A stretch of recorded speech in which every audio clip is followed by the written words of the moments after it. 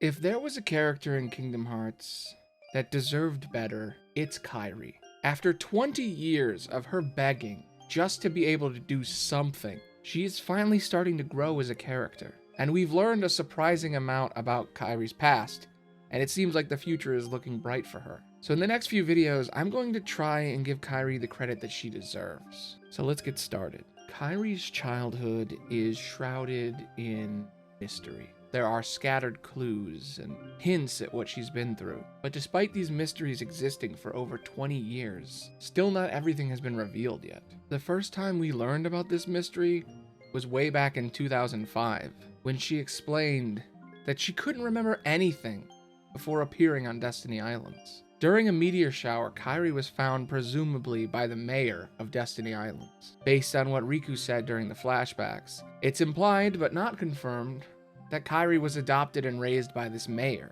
We know that she was separated from her grandmother, and based on Disney logic, her parents and her grandmother are presumed dead. She grew up on the islands and sailed out to the usual spot with Sora, Riku, and the gang. She was a nice kid, and she had a good friend named Selphie. She grew very close to Sora after he found her the night she arrived in town. She teleported to the islands using the Life Pod machine, a mystical broken machine that destroys your body and memories, but sends your heart to regrow a new body somewhere else. Kairi was taken from her grandmother and forced into this pod in order to find the Keyblade wielders that Xehanort was searching for. There are a few flashbacks where we see Kairi's grandmother tell her a fairy tale based on the events of Union Cross, where the universe was destroyed by some cataclysmic darkness, but the light within children saved the universe. The first time we hear this story is in Hollow Bastion's library, and the second time we hear it is on the street in Radiant Garden during Birth by Sleep. Kairi briefly met Aqua and Mickey when she was very young. Aqua saved her and cast a charm on her pearl necklace. If anything were ever to happen to Kairi, if she were ever in danger from the darkness, her heart would leave her body and hide in someone close to her. Her body would be similar to Ventus. It would go into a Disney-style sleeping curse, a never-ending coma. She grew close to Sora and began to stay by his side no matter what. He did promise to protect her after all. Interestingly, Riku may have promised a similar thing. When Naminé manipulated the memories of the meteor shower, not only does Sora have the memory, but so does a copy of Riku. Now, Naminé can't copy memories, she can't make new ones, and she can't destroy memories. She can only alter them and chain them together in different ways, meaning that Riku might have been there that night. Regardless of how that moment is interpreted, Riku, Sora, and Kairi were three very close friends, the Destiny Trio. And one day, Riku had a terrible idea. He wanted to make a raft and run away from home. After Kairi appeared and Terra knighted Riku, Riku started thinking that there must be more worlds out there. He wanted to explore these worlds and gain the power to protect the people he cared about at any means necessary. Even if it meant there was no coming home again, he would leave no matter what. Kairi wasn't as devoted to this plan. She liked it on the islands. She felt safe, and she didn't want to explore the cosmos. But Sora did, and she didn't want Sora to get hurt. She wanted to protect him too. She told him in front of the sunset, "Sora, don't ever change." She wanted everything and everyone to stay the same forever, to live in the tropical paradise she found herself in, the only thing she'd ever known. But as everyone learns eventually, nothing lasts forever. It's impossible. Life is about change, and you have to accept that. She jokingly asked Sora to ditch Riku so that the two of them could run away together without him.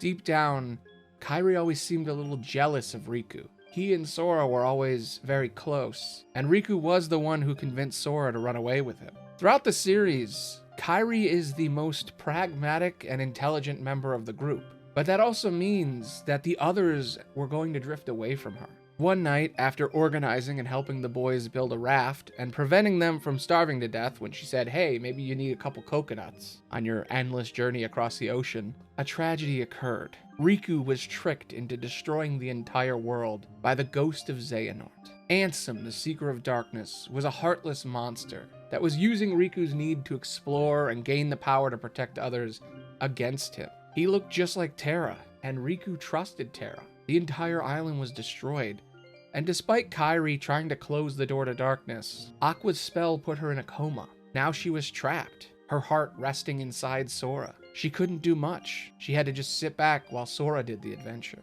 But as she called out, Sora would see her. She would speak to him on his adventures and watch everything he did. Eventually, Sora stabbed himself and woke Kairi up. She was heartbroken that he just died, and with all the light in her heart, she brought Sora back to life. When Sora grew a new body around his darkened heart, something confusing happened. Sora's nobody and his body could exist at the same time.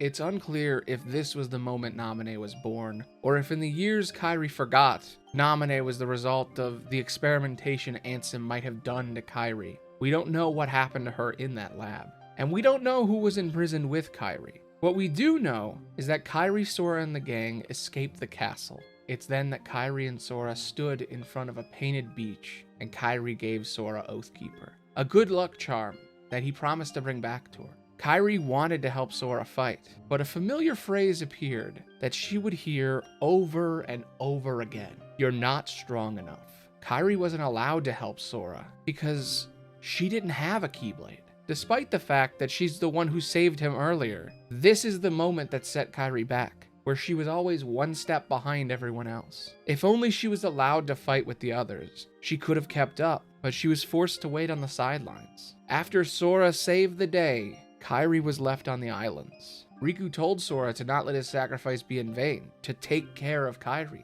He gave up everything for Kairi, and Sora threw it all away for Riku. He couldn't let Riku be out on his own and sacrifice himself like that. So Kairi was left back home alone, the one place she never wanted to leave, but now they were gone. She got what she wanted, but now she was left behind.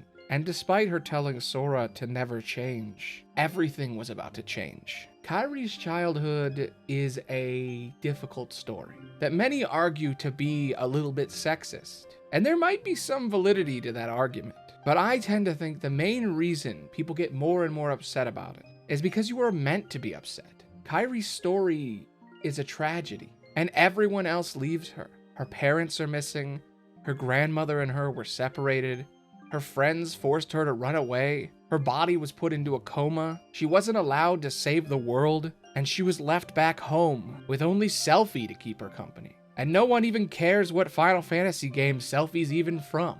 Anyway, I'm Aloney the Bard, and that's the first act of her story. Thanks for listening. Bye.